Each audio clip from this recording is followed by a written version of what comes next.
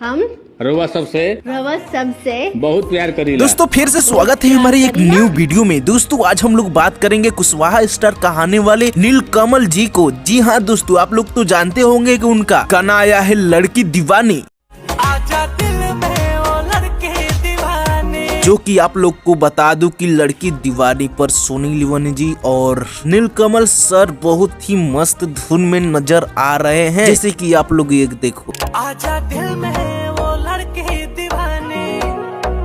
मैं हूँ आप लोग को बता दूं कि ये गाना बहुत ही टैलेंट भरा हिंदी सॉन्ग है और इस गाने को रिलीज किया गया है टी सीरीज पर। और आप लोग को बता दूं सोनी लियोनी जी आकर और इस गाने के बारे में क्या कहती है। और नीलकमल सर फिर से भोजपुरी पर नाज रख दिए हैं और नीलकमल सिंह भी भोजपुरी बुलवा दिए हैं लियोन से। ऐसे तो ये देखिए।